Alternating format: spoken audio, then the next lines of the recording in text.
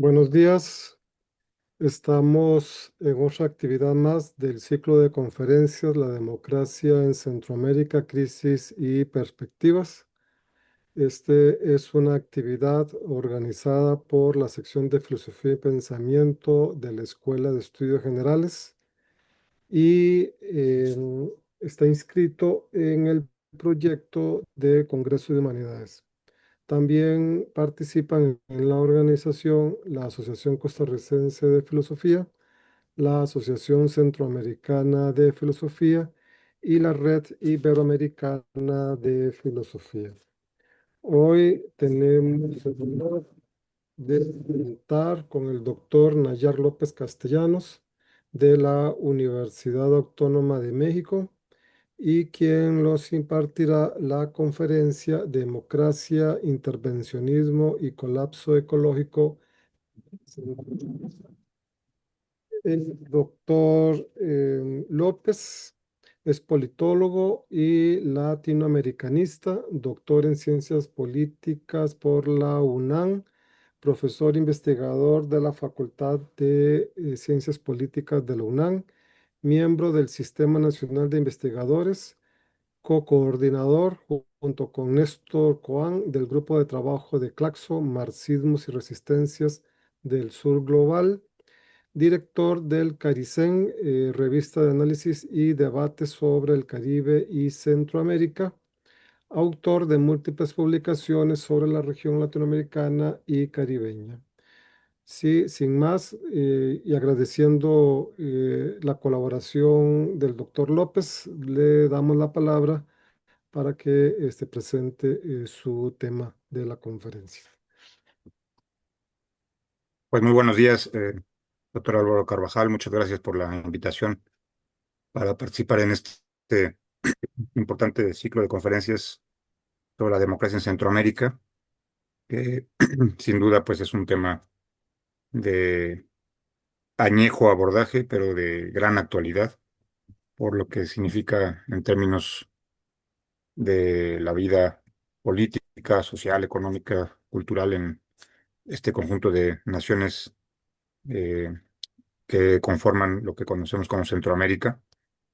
Y bueno, pues en su momento eh, la definición del tema, pues hablaré yo sobre democracia, intervencionismo y colapso ecológico en Centroamérica, que me parece que son, además de, bueno, temas que hemos estado trabajando en los últimos años, pues también abordan un contexto de gran trascendencia para para la región centroamericana, pero también como un espejo de lo que está viviendo América Latina, el Caribe, ¿no? Y el mundo en algunos de los aspectos fundamentales. Entonces, preparé yo una presentación para acompañar la exposición y pues en este momento la voy a compartir, si les parece. Eh, no sé si ahí ya se observa Sí, la presentación. sí, Entonces, está bien.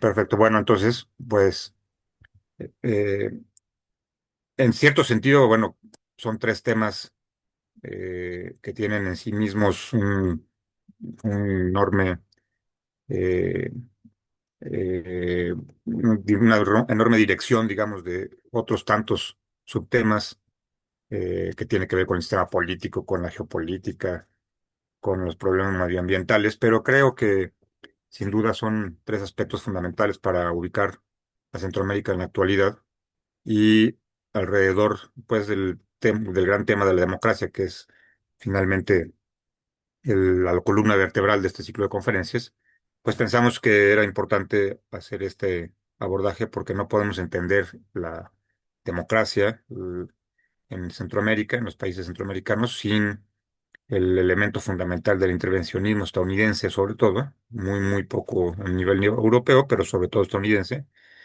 y un aspecto que hemos estado trabajando también de manera más intensa en este último tiempo, que tiene que ver con el colapso ecológico, ¿no? De esta grave situación que está atravesando el planeta, que se expresa de múltiples formas, pero que no es no solamente una cuestión socioambiental, medioambiental, sino también estructural, sistémica. Entonces, en este sentido, pues abordaremos el contenido de esta exposición con unas básicas coordenadas históricas que no profundizaré en demasiado porque se conoce, bueno, sobre todo desde Costa Rica, desde Centroamérica, esta ruta que tenemos ubicada, digamos, en la dimensión histórica, ¿no? Y eh, la, el tema de la intervención, que también es el elemento fundamental, y lo que significa esto que denominamos o que nos acercamos en el sentido en el plano del colapso ecológico que está en desarrollo, ¿no?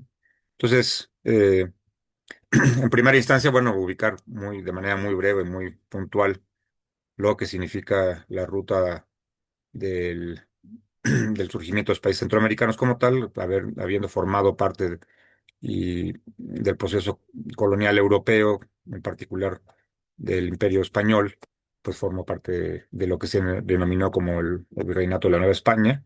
Después, en ese pequeño lapso de tiempo del Imperio de Iturbide y la experiencia que tuvieron, impulsados en gran medida por Morazán, de la Federación Centroamericana o Provincias Unidas de Centroamérica, en 1823 a 1824.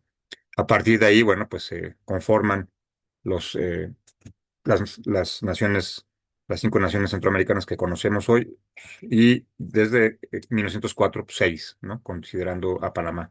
Aunque obviamente, bueno, en diversos sentidos y desde diferentes interpretaciones, Panamá a veces no está considerada necesariamente dentro del parámetro centroamericano como tal, pero desde mis dinámicas de investigación, pues sí lo hemos contemplado así, ¿no? Eh, y bueno, retomando aquí uno de los principales discursos que desde mi punto de vista Fidel Castro pronunció de una manera eh, eh, profunda y con visión de futuro, digamos, desgraciadamente por algunos de los temas que abordó y que llamaba a discutir, a debatir y a modificar desde las estructuras. En algunas partes de la presentación y de la exposición de hoy vamos a estar ahí retomando algunos de estos aspectos de ese discurso pronunciado en 1992 en la cumbre de Río de Janeiro, en el contexto de la cumbre sobre el medio ambiente, ¿no? Y una de las frases justo dice: colonias ayer, naciones explotadas y saqueadas hoy por un orden económico injusto. Y esa ha sido, pues, la suerte, por llamarlo así, o la realidad de los países del sur global, entre los que se encuentra, obviamente, la región centroamericana, ¿no? Y aquí tenemos, pues, este ruta histórica, digamos, ¿no? De la época colonial, de los siglos XIX y XX, determinados por intervenciones militares estadounidenses, por la United Fruit Company, guerras civiles, dictaduras, ¿no? La presencia incluso de la Escuela de las Américas que estaba instalada en Panamá. Y hacia nuestro presente inmediato, el siglo XXI, pues tenemos aquí también la injerencia que se mantiene y otras formas de dominación y intervencionismo, incluso en el terreno económico, como es caso del de RECAFTA. La, la conformación en su momento de un Estado oligárquico, pues se expresó obviamente, y todos estos son elementos fundamentales para entender el tema de la democracia en la actualidad, ¿no? Es decir, cómo hubo un desarrollo político caótico en algunas naciones en el siglo XIX, principios del XX, sobre todo si empezamos, por ejemplo, el caso de Nicaragua, ¿no? El conflicto permanente de liberales conservadores, hasta que aparece el escenario, la dictadura de la dinastía Somoza, golpes de Estado, conflictos armados, ¿no? Determinan esta fase del Estado en Centroamérica, que ubicamos como un Estado oligárquico, y cada país irá tomando también sus propias características, sus propios procesos, y, y entender en este contexto, yéndonos hacia la mitad del siglo XX, cuáles son las causas de este conflicto, los conflictos armados que vivió Centroamérica, que me parece determinan el estado actual de la democracia en Centroamérica, ¿no? A pesar incluso de que no todos los 5 países, los 6 países estuvieron involucrados directamente en un conflicto armado, pero todos lo vivieron de una u otra manera y fueron protagonistas y actores políticos fundamentales. Y estas causas, pues obviamente responden a las dictaduras que existían, como el caso de Nicaragua, a la represión, a la nula participación política y el tema socioeconómico de la pobreza, la desigualdad, marginación y explotación. Además, obviamente, bueno, pues de la hegemonía estadounidense que se expresó en la región en múltiples momentos hasta la fecha, ¿no?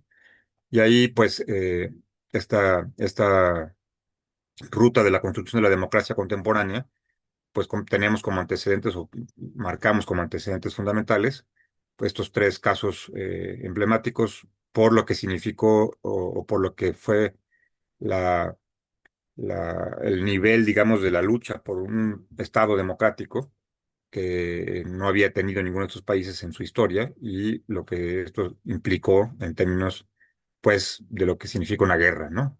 En estos países. Y ahí estamos, bueno, ubicando los antecedentes inmediatos de cada país, de Nicaragua, El Salvador y Guatemala.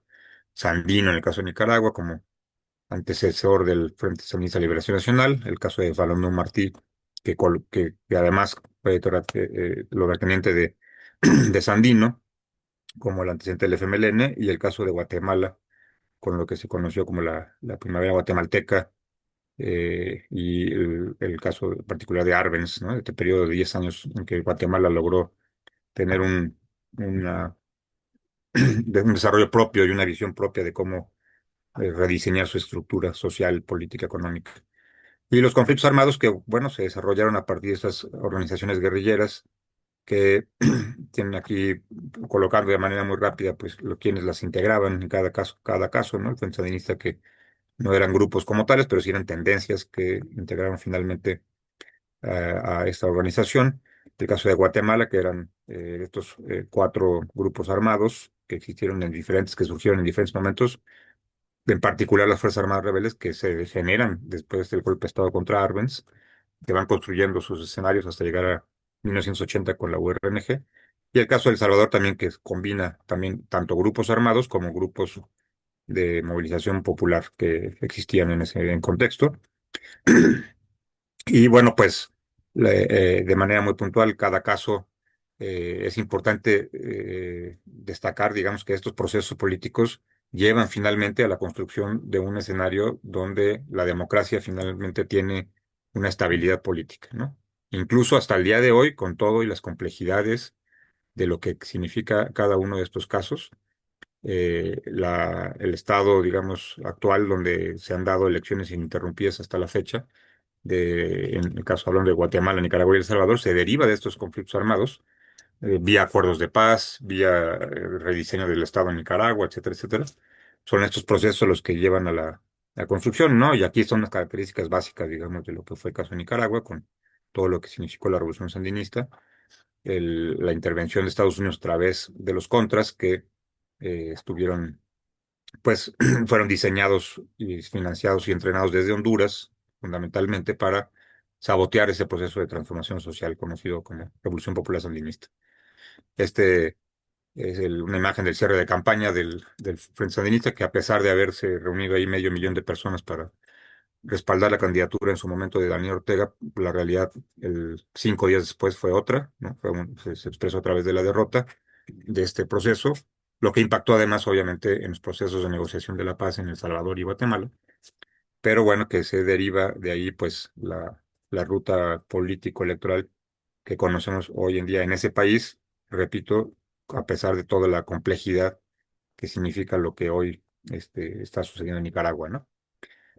Que la, en el caso de El Salvador, bueno, pues una disputa, un conflicto armado que estuvo cerca, digamos, de convertirse en un segundo país en el que una revolución armada, como proyecto político de transformación ante el cierre de las alternativas civiles y políticas como tales, estuvo cerca de darse, ¿no? Pero bueno, también es una trágica historia la de El Salvador, con todo lo que significó la represión, la violación de los derechos humanos, sobre todo protagonizada por estos llamados escuadrones de la muerte, ¿no? Y el final de la guerra, que estuvo, decía yo, en el 89, cerca de un triunfo del FMLN, pues finalmente se da a través de la firma de los acuerdos de paz en Chapultepec, aquí en México, en 1992, que dio origen pues a la estabilidad política, digamos, en este país centroamericano, ¿no? El caso de Guatemala, que también es un caso dramático de la guerra, digo, no es que haya guerras no dramáticas, pero en el caso de Guatemala, particularmente con las altas cifras de costos humanos que generó expresados en alrededor de 300,000 muertos, de la participación incluso de 1 millón de personas en grupos de autodefensa, grupos paramilitares, y los desplazamientos que se dieron todo este periodo, pues llevaron al finalmente hasta el 1996, después de uno de los conflictos armados más largos de la historia, sobre todo centroamericana, latinoamericana, pues firma la paz también en México, en el estado de Tlaxcala, en 1996, ¿no? Y bueno, dimensionar, como lo decía, es un conflicto regional, lo que se vivió en esa década de los 80, y Costa Rica jugó un papel importante ahí en, en diferentes momentos y etapas, incluso en algún punto líderes de la propia contra, como fue el caso de el comandante Cero de Pastora, estuvieron en Costa Rica, ¿no? Costa Rica fue un escenario muy importante para la región y jugó un papel neutral. Algunos interpretan de otra forma, pero me parece que fue un papel importante el que ha jugado Costa Rica sobre todo considerándolo como un espacio de diálogo, ¿no? Eh, eh, que se expresó en diferentes momentos para la consolidación, digamos, de la paz en la región centroamericana, ¿no? Eh, el caso de Honduras, pues fue otra función la que determinó Estados Unidos sobre Honduras, porque, bueno, pues, ahí fue la base de la contra, y incluso con todo y el actual gobierno de Xiomara Castro, de una tendencia progresista, pues ahí siguen instaladas bases militares, una de ellas la más importante de Centroamérica, que jugó un papel importante durante esa década, los 80, en la región centroamericana, ¿no? Lo que fueron las negociaciones de Esquipulas, y también el papel de Oscar Arias, que también fue importante en todos esos procesos de diálogo, ¿no? Que se vivió en la región y que llevaron a la firma de los acuerdos de paz, aunque cabe señalar que el único que los aplicó de manera inmediata fue Nicaragua. Por eso fue el motivo de que se adelantaron las elecciones presidenciales de que estaban programadas para noviembre del 90 para febrero. Entonces, como balance, digamos, muy puntual, pues la guerra tuvo un alto costo, digamos, humano para la región, más de medio millón de muertos entre los tres conflictos armados, desplazamientos y migraciones de diferente tipo en la región, ¿no? Que lleva, por ejemplo, a la condición de que alrededor de 2 millones de salvadoreños vivan hoy en día en Estados Unidos, buena parte producto de esa salida durante aquella época. No se resolvieron los grandes problemas sociales, ¿no? En estos países. Nos explica eso, en cierto sentido, la migración tan intensa que se han dado en los últimos años, ¿no? Durante el siglo XXI, de problemáticas de pobreza, marginación, violencia multidimensional, sin duda alguna. Y a pesar de que se diera un avance importante en las instituciones de la democracia, pues sí hubo un estancamiento en el terreno social, ¿no? Como balance general del conflicto. Y señalar simplemente aquí las últimas elecciones que se han dado en los países centroamericanos, el caso de Guatemala de agosto del 23, con todo y la compleja y sinuosa finalmente llegada de Bernardo Arévalo a la presidencia. Se logró instalar, ¿no? Las elecciones en las que ganó finalmente Xiomara Castro en Honduras, que están también un país que está a punto de vivir un nuevo proceso. El caso de las elecciones de Nicaragua del 21, El Salvador en el 24, con también este polémico y complejo caso salvadoreño en torno a las discusiones sobre la democracia. Eh, y acabamos de ver cómo incluso la semana pasada se aprobó por la Asamblea Nacional de El Salvador, pues un esquema de reelección indefinida, ¿no? Y modificando el calendario mismo de las elecciones para el 27. Las elecciones de Costa Rica del 2022, también donde salió ganador Rodrigo Chávez, ¿no? Eh, y Panamá también, que tuvo su proceso electoral en el 24. Para tener un panorama más o menos reciente, digamos, de los procesos electorales, y tener nada más como el dato del próximo proceso, de las próximas elecciones en cada país. En Guatemala en el 25, bueno, perdón, en este año, bueno, es en prácticamente un mes en Guatemala. eh, No, pero ahí creo que hay un dato equivocado, creo que es en el 26, en Nicaragua el 27, Honduras va a ser en noviembre, Costa Rica el año que viene también, Panamá el 29, El Salvador, que fueron adelantadas para el 27 con esa reforma constitucional que se dio. Eh, y bueno, la realidad centroamericana la ubicamos en este contexto de esta difícil y compleja ruta de la construcción de la democracia, que tiene todo este antecedente de conflictos, que yo me acerqué más a lo que sucedió recientemente, pero si revisáramos cada época histórica, eh, incluso contemplando el caso de Costa Rica, que también tuvo su momento álgido hacia mediados del siglo XX, en el que finalmente después de un periodo de autoritarismo, finalmente se logra establecer un modelo de democracia sui generis, ¿no? Por eso en ciertos momentos se le llamaba la Suiza de América Latina, ¿no? Por la estabilidad política, por el sistema político democrático, que ha tenido también sus vaivenes en los últimos años, ¿no? Sus cuestionamientos y críticas incluso de la propia sociedad costarricense, pero en ese escenario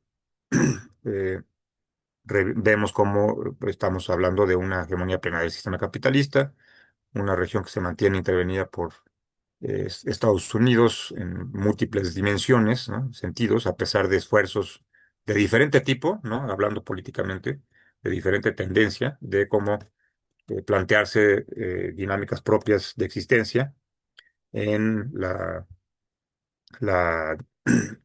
consolidación, digamos, de su sistema político, económico, social. Y el tema también, pues, muy marcado que tiene que ver con las migraciones, ¿no? En este escenario, pues, obviamente, la violencia multidimensional, pues, también es un elemento fundamental de entender para la región, ¿no? Y en este sentido, bueno, pues, que pasamos al segundo tema de manera más puntual, que tiene que ver con el intervencionismo estadounidense. Siempre hemos insistido en que no se puede entender la historia de América Latina y el Caribe sin Estados Unidos, ¿no? Desde que Estados Unidos se convierte como una potencia de las dimensiones que la es, podríamos hablar a nivel mundial hacer el mismo énfasis a nivel mundial, pero hablando de Centroamérica, el Caribe en particular, dos regiones de América Latina y el Caribe que han sido particularmente marcadas por el intervencionismo estadounidense, pues no podemos entender su desarrollo en múltiples sentidos sin Estados Unidos, ¿no? Y aquí hablamos, pues obviamente, en primera instancia, de la dimensión geopolítica de Centroamérica, ¿no? Pues un istmo que tiene una trascendencia fundamental en términos geopolíticos, geoeconómicos. No se diga, por ejemplo, lo que significa el Canal de Panamá o los canales secos, que también, los tres rutas que pasan por Honduras, el proyecto, desde mi punto de vista, afortunadamente frustrado hasta ahorita del Canal de Nicaragua, que significaría un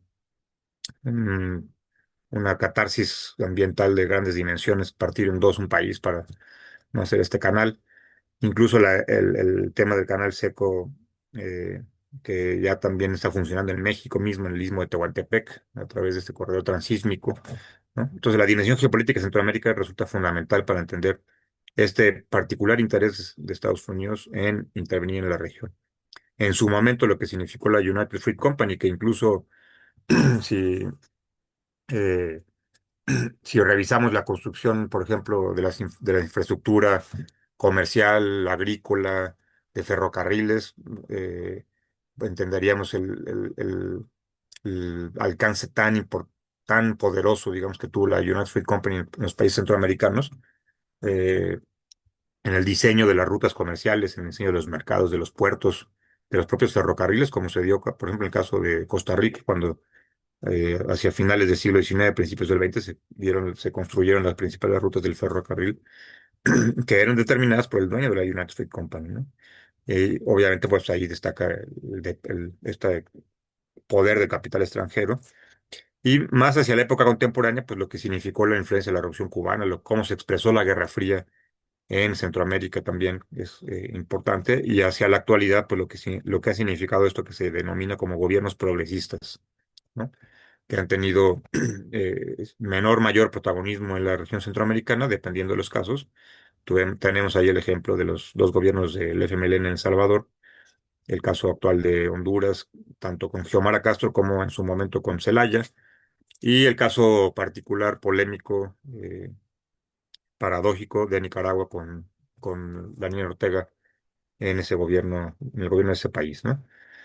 Entonces, en este escenario, pues tenemos ahí como simple recordatorio histórico, en términos de historia, pues todas las invasiones o una parte de las invasiones más importantes o más destacadas que se dieron en la región centroamericana, destacando particularmente el caso de Nicaragua, que es el país que fue más invadido, ocupado por Estados Unidos durante periodos particulares, incluyendo filibusteros como Walker, que fue a declararse presidente de Nicaragua en algún momento en el siglo XIX, el caso de Honduras, de Guatemala, de Panamá, ¿no? Que también pues fue un país prácticamente ocupado durante todo el siglo XX a partir del canal de Panamá, y donde se instaló además la Escuela de las Américas, que fue esta escuela que entrenó a los peores militares latinoamericanos del tipo de Pinochet, ¿no? De la calaña de Pinochet, que estaba instalada esta escuela en Panamá en particular.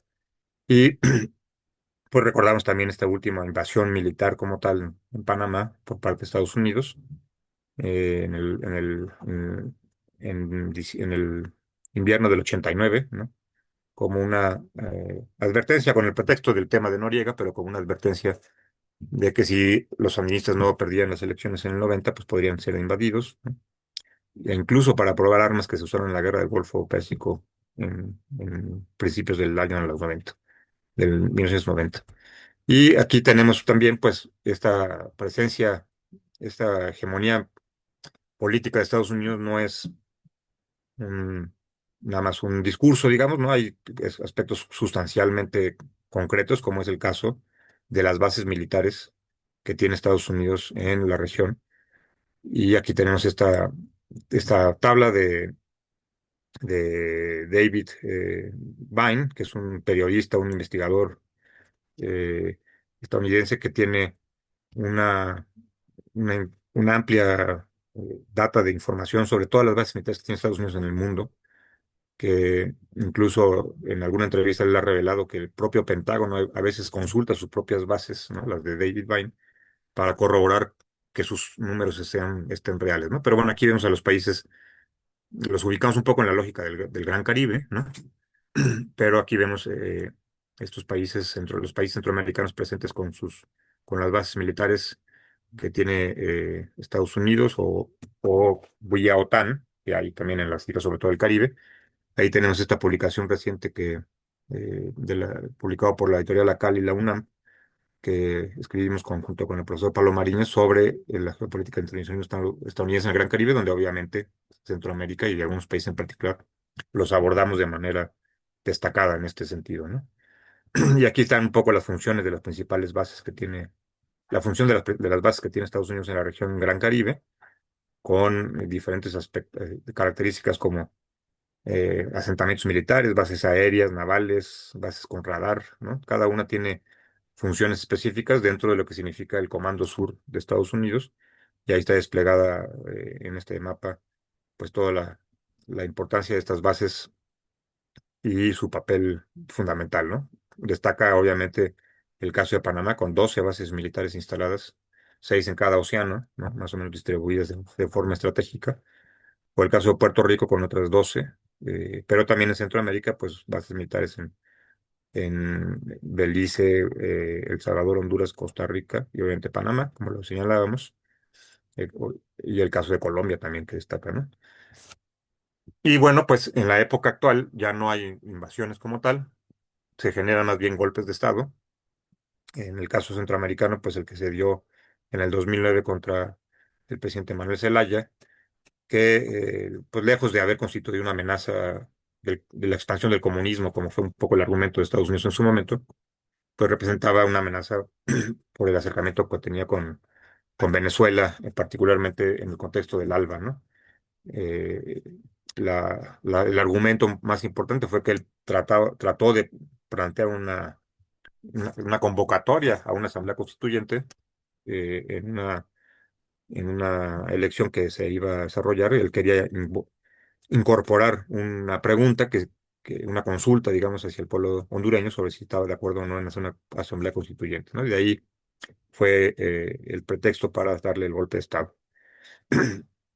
Y bueno, pues también el tema del económico, comercial, financiero, que es muy importante, sin duda alguna, que es además también va en el camino de la historia, marcando las diferentes etapas de los países centroamericanos, pues está el tema del Tratado de Libre Comercio, conocido por sus siglas en inglés de RCAFTA, ¿no? Que involucra a los países centroamericanos más República Dominicana, ¿no? Y Estados Unidos, obviamente. Eh, el último país que se incorporó en el DRCAFTA fue precisamente Costa Rica, después de un proceso muy complejo que vivió este país para decidir si se incorporaba o no, que obligó a la sociedad a realizar un referéndum eh, para que el pueblo costarricense decidiera si se aceptaba la incorporación de este país al tratado. Y finalmente sucedió así, con un margen muy cerrado, digamos, de la votación, si no mal recuerdo, un 52-48 más o menos por ciento de los votos. Y bueno, se incorpora a este esquema que al final, haciendo un balance simplemente en torno a los procesos, pues nos preguntaríamos para algunos de estos países si significó un avance o un retroceso, ¿no? Yo tomando como punto fundamental las cifras, los procesos que vemos en la realidad, pues para algunos países como El Salvador, Guatemala y Honduras, este tratado pues no tuvo ningún tipo de beneficio para la población y ahí se refleja en gran medida la migración centroamericana que se ha dado de forma tan intensa, obviamente ahorita con el escenario de este Trump renovado que tenemos, pues el tema de la migración ha tenido ya modificaciones sustanciales en la lógica del desplazamiento, ¿no?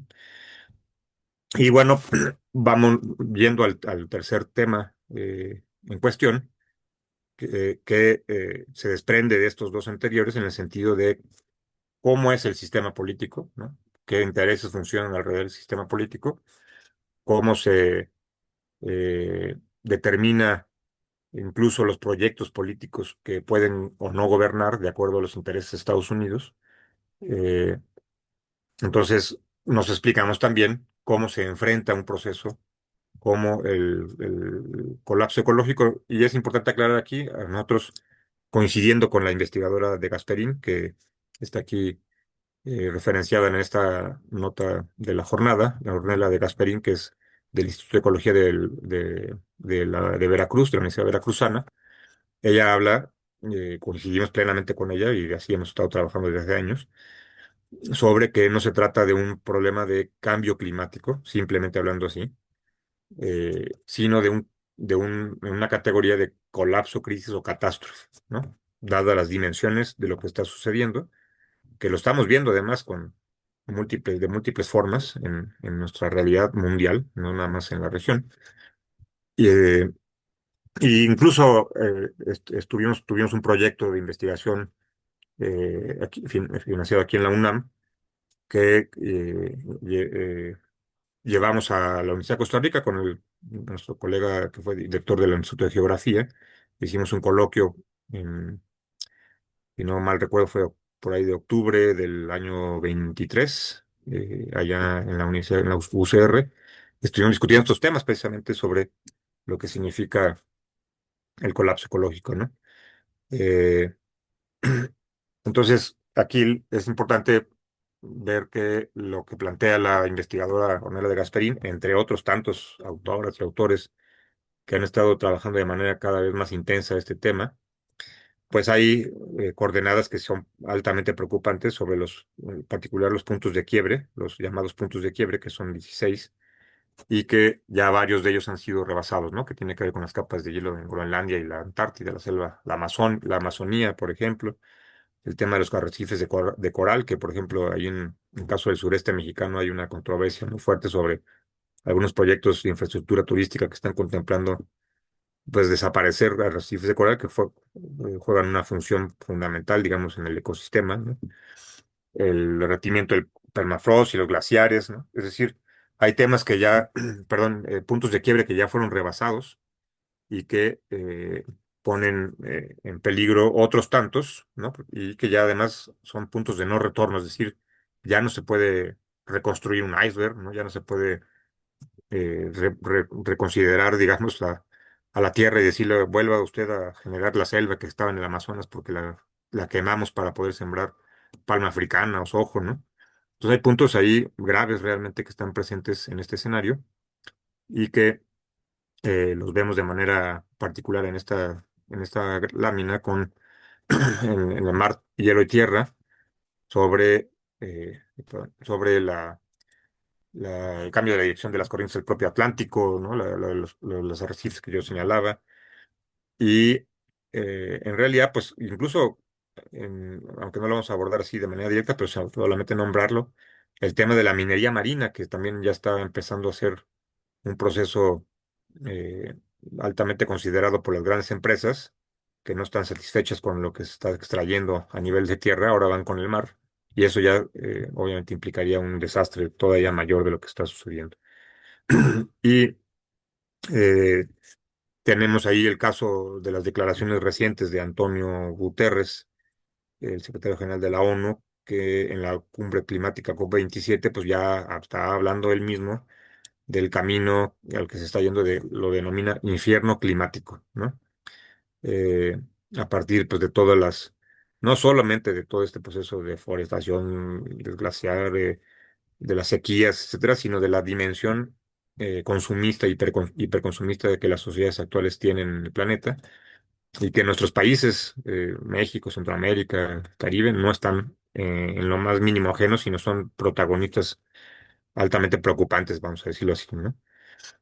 Eh, y aquí, pues, y además, bueno, pues es importante señalarlo de manera enfática que el norte contamina y el sur paga las consecuencias. Vean ustedes aquí eh, estas cifras de muy recientes, del 23-24, de los efectos de gases invernadero, cómo están, de dónde provienen fundamentalmente, ¿no? Y entonces, si nosotros nos fijamos en este pequeño cuadro verde, nos vamos a dar cuenta de que América Latina concentra el 10, pero de forma particular el Caribe es el 0,3 y Centroamérica el 0,2%, ¿no?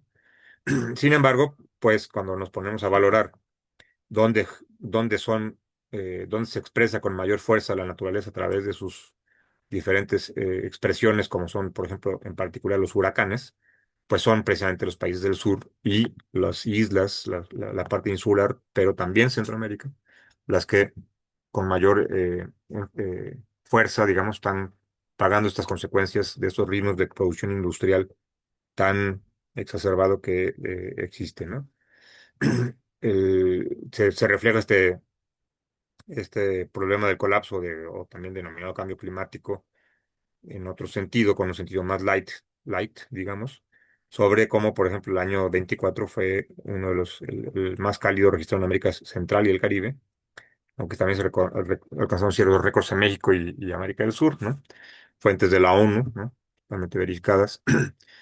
Eh, fue más caluroso en los últimos 30 años y superior, ¿no? Las cifras que están ahí manejando sobre estos temas tan importantes.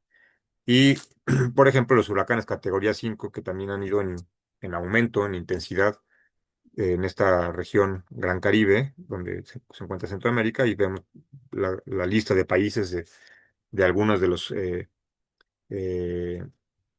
huracanes más importantes que han azotado en la región en los últimos años, destacando su impacto en la población sobre todo, ¿no? Hablando ya de afectaciones masivas y sobre todo también el lapso de tiempo que están pasando entre unos y otros, que es otro elemento que a los científicos los tiene también muy preocupados, ¿no? Aquí los más recientes de mayor dimensión o mayor impacto en Centroamérica, como fue los huracanes ETA y IOTA en el 2020, además en el contexto de la pandemia misma, y el Julia, que en el 22 también causó grandes estragos en Nicaragua, El Salvador y Honduras.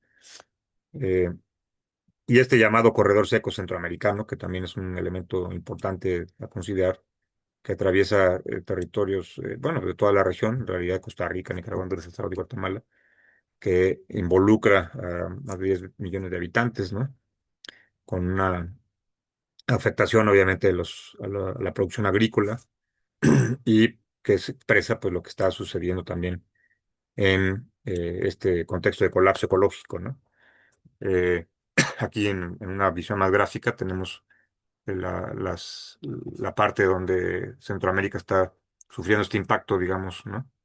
Del corredor seco, de las zonas áridas de la región del SICA, en el cual también además aparece Dominicana, por ser parte de, y con mayor o menor, pues ahí vemos los países más afectados en la región centroamericana, ¿no? El caso de Costa Rica, pues es mucho más enfocado en la parte norte, pero ahí lo observamos perfectamente, bueno, que El Salvador todo el país está afectado por este contexto del corredor, el llamado corredor seco, igual que el caso de Honduras y Nicaragua, ¿no? La deforestación, que también es un tema de corte mundial, obviamente, la enorme pérdida constante y enorme pérdida de, de bosques, selvas, etcétera. A pesar de que existen esfuerzos y que hay campañas de reforestación, etcétera, pero pues, veamos esta imagen, por ejemplo, de la mosquita hondureña, por la tala ilegal, ¿no? Por un lado, pero también a veces en otras regiones o países, pues por los grandes incendios que arrasan con amplias extensiones, como han sido, por ejemplo, estos incendios en el estado de California, en Estados Unidos, en los últimos años, ¿no? Eh, También está el tema del estrés y contaminación hídrica, que afecta diferentes ríos en la región centroamericana. Aquí está el caso particular de El Salvador, ¿no? Con el río Lempa eh, y el río Grande de San Miguel, que también pues, están ahí referenciados en los medios de comunicación como expresión de esto, ¿no? El caso del río Matagua en Guatemala, que también es un caso emblemático de este problema, que además, bueno, incluso en esta imagen de la derecha, de nuestra derecha, se observa cómo se pone una especie de rejas para contener toda esta basura para que no pase al lado hondureño, ¿no? Eh, entonces eso también, bueno, pues es reflejo no solamente de un problema socioambiental como tal, porque ubicamos esto como un desastre ambiental, es decir, responsabilidad 100% de los humanos, porque la basura, pues ahora sí que no llega sola a estos lugares, ¿no? Entonces es un problema grave lo que está dándose, y eso se expresa obviamente en términos sociales, pues en las migraciones, ¿no? Que a veces son invisibles o nos preguntamos invisibles o invisibilizadas, pero las migraciones climáticas, que es un tema, una categoría además que en el concepto de la migración ya está siendo, pues ya ocupó un lugar trascendental en el estudio de las migraciones, de las movilidades humanas, porque la migración climática pues va a ser la migración del siglo XXI en adelante, desgraciadamente, porque no hay ninguna señal sistémica de cambio, de reconsideración de nada, y por lo tanto estos problemas van a no solamente continuar, sino a intensificarse de manera dramática, digamos, ¿no? Y aquí, pues, la migración es que tiene que ver con las sequías, con los huracanes, con el despojo de los territorios, ¿no? Para la minería. Recordemos que justo en El Salvador se acaba de modificar la ley que prohibía la minería en este país y ahora ya se va a poder abrir a la explotación y esto va obviamente a impactar en todos los sentidos. Y en este escenario, pues yo he estado haciendo mucho énfasis en mis investigaciones sobre el tema del consumismo como parte importante, digamos, del contexto sistémico en el que se está dando este problema del colapso ecológico.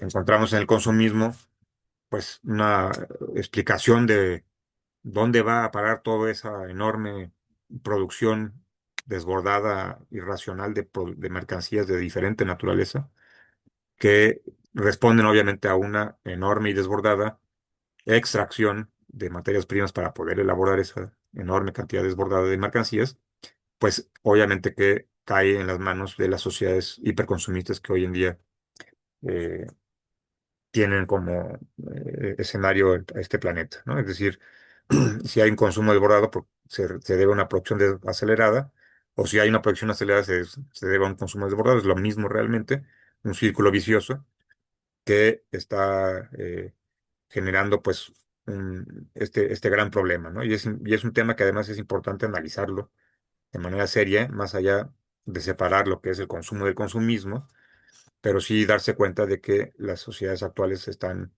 cayendo en extremos, digamos, de una forma de vida que el capital ha logrado exitosamente atrapar a las sociedades, que significa que la felicidad radica en tener y no en ser, ¿no? Y este sentido, bueno, pues ahí, por ejemplo, me parece importante hacer la crítica a lo que se denomina el capitalismo verde, que es todo un discurso que tiene enormes parámetros psicológicos, mediáticos, de diferente tipo para tratar de una, justificar la continuidad inamovible del ritmo de producción y el sistema de producción capitalista en su dinámica actual.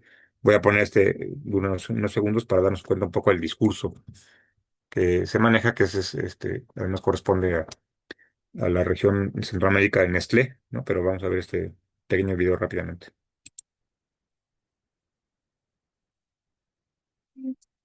Ah, perdón, tengo que hacer aquí una adecuación que no hice. ¿Se escuchó?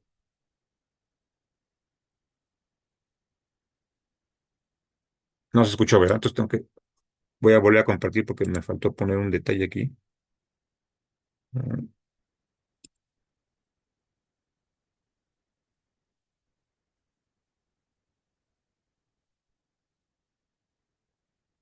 A ver si así estoy ahora sí.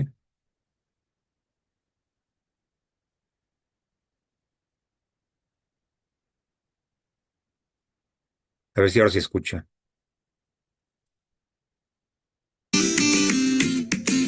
Es momento de reafirmar nuestro compromiso con el planeta. Llevamos un tiempo en este recorrido hacia un futuro sostenible. Ay, perdón, dice algo aquí. Perdón, y un problema técnico que hice aquí, que cometí. Mm,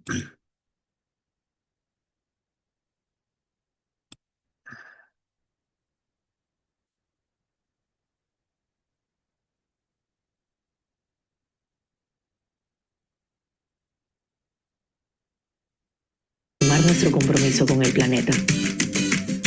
Llevamos un tiempo en este recorrido hacia un futuro sostenible y hemos logrado avances, pero apenas es el comienzo. Queremos invitarte desde donde estés a que con tus acciones contribuyas a esta gran tarea. Exploraremos las iniciativas que venimos desarrollando con el fin de inspirarnos y, ¿por qué no?, cambiar nuestra forma de pensar. Acompáñanos al Mundo Re, un espacio donde aprenderemos acciones para la protección, renovación y restauración del medio ambiente. Juntos podremos lograrlo. Únete a nuestro camino hacia la regeneración. Bueno, en este caso eh, podemos observar obviamente cómo se, se aborda el problema tratando de individualizar la responsabilidad y la solución del mismo, ¿no? Lo cual no significa que como individuos dentro de una sociedad no tengamos algo que hacer, pero pareciera como que la solución es que todos tiremos el plástico en su lugar correspondiente y con eso ya se salva el planeta y se deja de dañar estructuralmente como está sucediendo en, en toda la dimensión de lo que estamos abordando, ¿no? Entonces, obviamente que es una parte, pero esto no tiene el peso que tiene el ritmo de producción, el sistema mismo, el capital, el nivel de industrialización, de producción de mercancías, de extracción, de devastación ambiental que se está dando en el planeta. Entonces, esto es un poco lo que denominamos las falacias del capitalismo verde. Es como ver esta imagen aquí donde eh, se está, es la fábrica, pero bueno, pues ahora saca el humo verde, ¿no? Y entonces ya teóricamente no, no contamina. O como este denominado greenwashing, que se ha abordado ya como un concepto, ¿no? Que resulta que ahora ya le ponemos un color verde a cualquier producto y entonces resulta que ya supuestamente hay una responsabilidad ecológica de la empresa y entonces todo va a funcionar perfecto, ¿no? Pero cuando vemos la dimensión de lo que significa, por ejemplo, el uso del plástico, ¿no?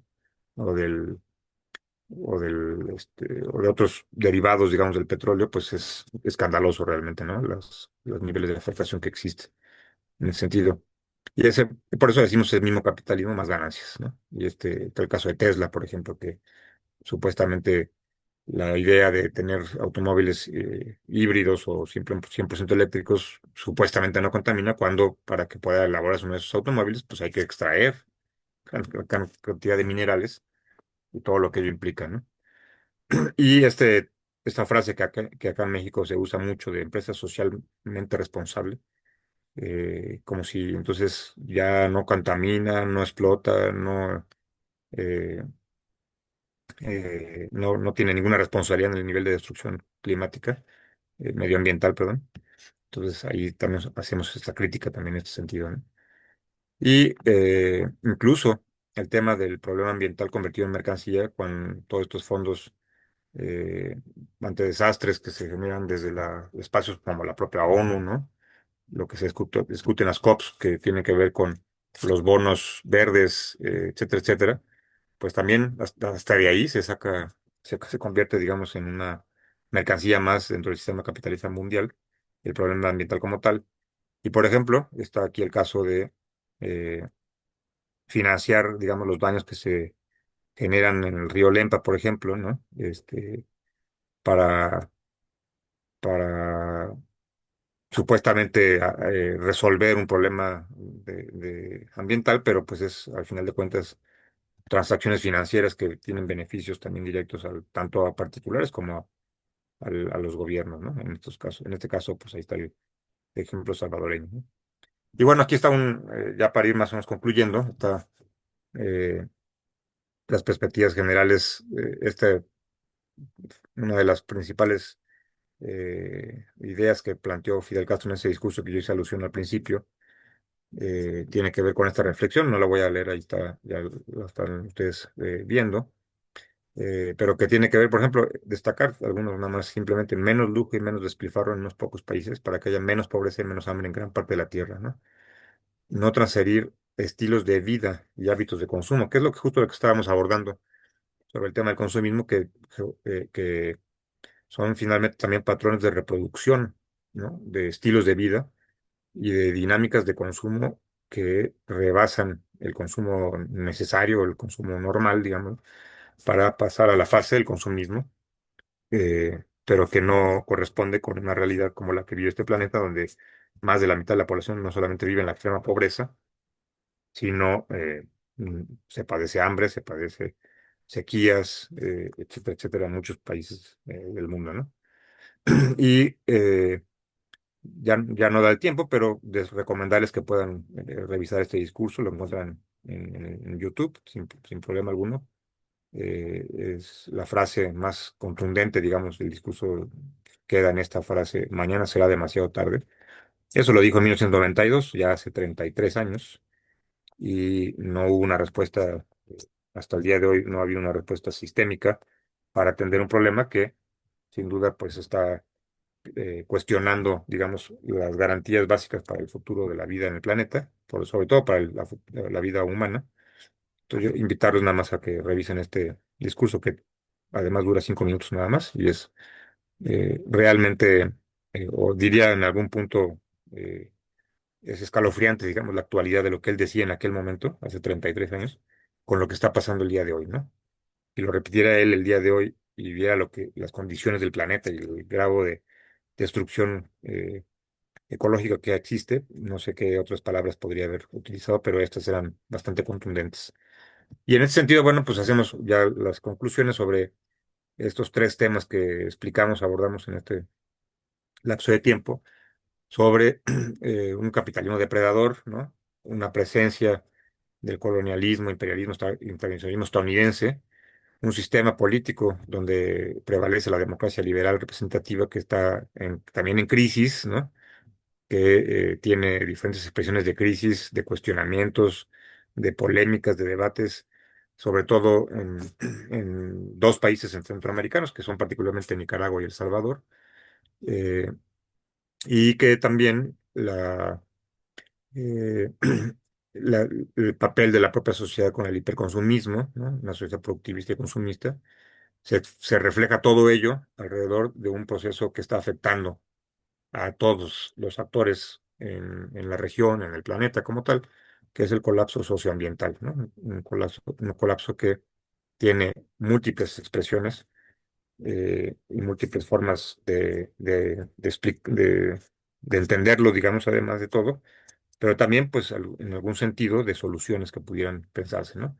Y en este sentido, pues, pensamos que es fundamental generar una reconfiguración de la democracia para ampliarla, ¿no? Para garantizar que todos los actores políticos de una sociedad, sean cual sea su orientación, su pensamiento, su postura, tengan la garantía, digamos, de participación, eh, una transformación de las estructuras políticas que también va de la mano con replantearse aquellos aspectos de los sistemas políticos que no han funcionado, que no responden a las necesidades actuales de la sociedad, que no responden a al tema de la justicia social, ¿no?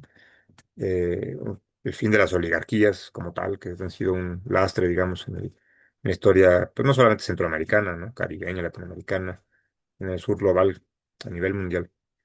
La resistencia a la intervención estadounidense y la necesidad de reforzar la soberanía de los países, centroamericanos en este caso, pensar el tipo de desarrollo, ¿no? A partir de estas reconfiguraciones, qué desarrollo para qué futuro, eh, es- eh, que tiene que ver obviamente pues, con una alternativa sistémica societal. Por eso decimos, cambiando un poco la frase, ¿no? Otro desarrollo es posible. Y pensar en la lógica de sociedades con mercado y no sociedades de mercado, ¿no? Donde el mercado sea el hegemón, sino sociedades que tengan un mercado, que es necesario, evidentemente, que no pueden existir sociedades sin mercado, pero no de mercado, que es diferente. Y en general, para todo esto, pues una revolución de las conciencias, ¿no? Si no, como decía Fidel Castro, mañana será demasiado tarde. Y bueno, por último, nada más ya fuera del tema como tal, pero relacionado con esto, dejarles aquí el link de mi página donde tengo todas mi obra escrita, libros, artículos, capítulos de libros, entrevistas, y lo que en particular hemos trabajado en los últimos años sobre Centroamérica, con temas diversos como la migración, la crisis social, la democracia política, incluso tema del Plan por la Panamá, el proyecto Mesoamérica, que lo bueno, sigue vigente, algunas cosas sobre Nicaragua, abordando el tema de la democracia en Nicaragua, y también sobre este último tema del colapso, pues estas dos obras de reciente publicación que hicimos, la problemática socioambiental en el Gran Caribe, que fue apenas publicada el año pasado, y Parámetros fue el antepasado, ¿no? Donde abordamos pues este problema que acabamos de presentar sobre lo que entendemos o denominamos como colapso ecológico. En estos dos libros obviamente hay casos sobre Centroamérica, ¿no? Como región y algunos casos en particular. Pues eso sería todo. Muchas gracias por su atención. Bueno, Nayar, muchas gracias por tu conferencia. Eh, Me deja muy abrumado. Bueno, casi todas las conferencias me dejan muy abrumado y a veces me dan un enfoque pesimista, ¿verdad? Sobre lo que sucede y los cambios posibles. Pero vamos a abrir un espacio para comentarios o preguntas. Bueno, sí, tenemos una en el Facebook de Miguel Rojas, que en relación con algunas cosas que dijiste, dice, bueno, supongo que era porque estaban los países del sur los más afectados por lo que hacen los países del norte. Entonces, él pregunta, pero, o indica, los países del sur se benefician exportando al norte. Rusia, China, India y Australia son los cinco, son de los cinco que, digamos, tienen contacto con USA, más contaminantes del mundo. Aparte, ellos cinco, ¿verdad? Estos cinco países. eh, Supongo que esto es en contraste con la idea de que los países del norte son los que más contaminan. Ujú. Bueno, sí, digamos que en la denominada División Internacional del Trabajo, obviamente el esquema siempre ha sido que el sur genera las materias primas, las trabaja, ¿no? O sea, pone la mano de obra, exporta las materias primas, el norte las recibe, las transforma y las devuelve como mercancías, ¿no? Obviamente este esquema que hacia el siglo XIX se mantenía más estático en ese sentido, pues ha ido modificando, se ha ido variando ya no es totalmente así o ya no es nada más así, pero sí, sí, en efecto, pues hay un beneficio en la lógica de la exportación, pues porque no existen las condiciones industriales para el procesamiento muchas veces de estas materias primas, la tecnología, ¿no? Y los recursos humanos, pero también obviamente que en ese ritmo de producción industrial que se da en el norte, eh, se generan pues, las ganancias, ¿no? Para mantener esa estructura de dominación, digamos. No me quedó muy claro como en términos de la pregunta o del comentario que hizo Miguel, si no recuerdo, si bien recuerdo el nombre, este, si hay alguna contradicción en este escenario, digamos, ¿no? De exportación-beneficio, pero más o menos comentar un poco este sentido, ¿no? Sí, bueno, yo lo entendía como que como una contradicción. Ujú, sí. Sí, porque bueno, es que al final de cuentas, Ujú, la, a pesar de que existen experiencias pues que se han ido consolidando, como por ejemplo el escenario de BRICS, aunque estamos hablando ahí de potencias económicas, ¿no? Como China, por ejemplo, ujú. pero en el BRICS están entrando otros actores de mediano nivel o de pequeño nivel en términos de su potencial económico, que pueden tener otro tipo de beneficio, digamos, en esta tradicional exportación sur-norte, ¿no? Y que podría ir modificando en ese sentido. Ahora, ahí también es importante, por ejemplo, con el caso del Zika en Centroamérica, pues como pequeñas regiones pueden también tener otras formas de beneficio de intercambiar sus propias materias primas, ¿no? El problema grave ahí es pues, el nivel de dependencia estructural, tecnológica, financiera, ¿no? Y pues el otro elemento importante también para ese tema, pues es el caso de China, ¿no? Cómo China ha ido en la llamada denominada Ruta de la Seda, pues ha ido fortaleciendo su presencia incluso en Centroamérica, ¿no? Por ejemplo, los pocos países que en su momento tenían o estaban obligados tenían relación, perdón, con Taiwán, para poder tener relación con China, pues hay que romper las relaciones con Taiwán, y así lo hicieron en algunos países, ¿no? Como fue creo el caso no recuerdo exactamente el año, pero Nicaragua, Honduras, ¿no? Y Costa Rica, que incluso, por ejemplo, ha ido fortaleciendo su relación comercial y económica con China, ¿no? Entonces, estos recambios, digamos, en la estructura tradicional tienen ciertos beneficios, eh, pero sí es importante, pues, como pensar en cómo se rompe el esquema tradicional de la exportación, ¿no? Como tal, que pues es de, de años coloniales, ¿no? Se deriva desde allá. Sí, bueno, sí es complejo porque no está claro cómo se pueda romper el sistema. Sí, ¿no? Este, no parece que haya como una salida radical a este asunto. Em, y, em, y es cierto, tus conclusiones son importantes, son interesantes, reflexionar, repensar el desarrollo, todo ese tipo de cosas, pero no es como muy académico, ¿verdad? No hay como influencia en los gobiernos de ese pensamiento, no hay influencia en muchos partidos, ¿verdad? Entonces, es complejo, ¿verdad? Esa situación. No es como en la década del 70, ¿verdad? Los 60 y 70, donde CEPAL tenía una gran influencia en los gobiernos y proyectó formas de desarrollo, y demás. Ahora no parece como que exista esas condiciones de los años 60 y 70, ¿verdad? Para reformular una teoría del desarrollo. Mm. Sí, claro, ¿no? Comparto esa visión, porque en efecto, muchas veces los esfuerzos que se hacen desde los debates académicos, intelectuales, incluso culturales, pues resultan una nota periodística, como fue, por ejemplo, esa que yo colocaba ahí de la jornada de la investigadora veracruzana aquí en México, que llamaba a concientizar sobre cómo realmente se debe interpretar el problema ambiental, no desde una lógica de un cambio climático al que hay que adaptarse, sino de considerarlo en la esencia de lo que significa el carácter tan preocupante que está mostrando, ¿no? En la realidad.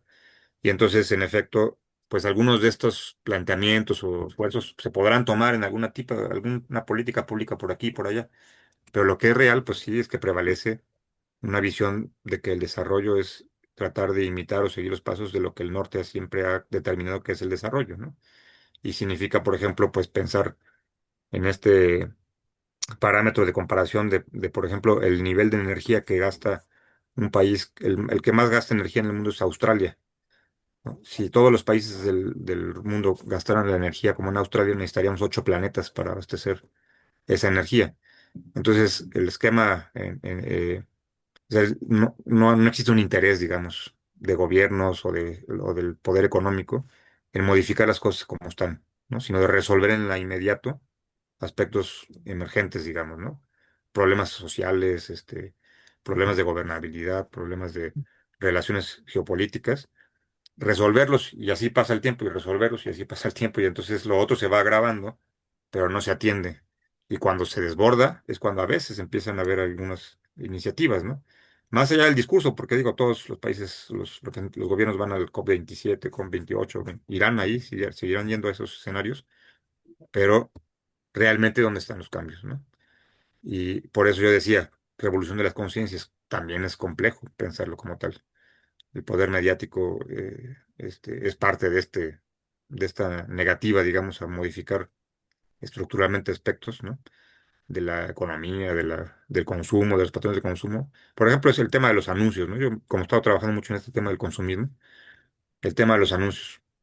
Si uno recuerda, si uno es aficionado practicante del fútbol y recuerda un uniforme de hace 30 años, prácticamente no tenía anuncios la playera, la camiseta del equipo, ¿no? Hoy en día ya es difícil encontrar el logotipo del equipo entre tantos anuncios que hay ahí. Entonces es una espiral, digamos, que ha ido una bola de nieve que ha ido creciendo y que en efecto, pues análisis de los que nos dedicamos a hacer en este sentido, pues a veces pasan desapercibidos, ¿no? Sí, bueno, yo creo que estamos sobre tiempo ya y creo que terminaríamos aquí porque no hay ninguna otra comentario. Em, entonces, quiero reiterar el agradecimiento a tu participación en este coloquio y ver si publicamos posteriormente un libro sobre este tema con los que quieran participar en el proceso. No sé si tienes que decir algo más sobre esto. No, bueno, con gusto responder en su momento para ese proceso editorial. Pues agradecer nuevamente, Álvaro, por la invitación Sí. para participar con la UCR. Siempre he tenido todo el gusto de estar participando y colaborando en diferentes momentos y por eso me agradó mucho la invitación. Este, y con Pascal Girot, que fue con quien tuve ahí la relación para desarrollar un gran anfitrión académico, ¿no? Universitario, para hacer ese coloquio, pues ojalá que podamos pensar en algunas alternativas a corto plazo, ¿no? Para seguir fortaleciendo la colaboración entre la UNAM y la UCR y sobre todo, pues destacar temas de esta dimensión, ¿no? Que son muy importantes para la región. Muchas Mira, gracias. bueno, igual, solo recordar que la próxima conferencia es el 13 de agosto a las 10 de la mañana, es de Eduardo Ortiz Pineda, hondureño que trabaja en la Universidad de Costa Rica y que hablará sobre población migrante hondureña. Sí, bueno, muchas gracias a todos los que asistieron a esta actividad va a estar subida en el Facebook de la Escuela de Estudios Generales, en el canal de YouTube de la Escuela de Estudios Generales y en el canal de YouTube de la Asociación Costarricense de Filosofía. Sí, bueno, muchas gracias. Hasta pronto. Hasta luego. Ya podemos dejar de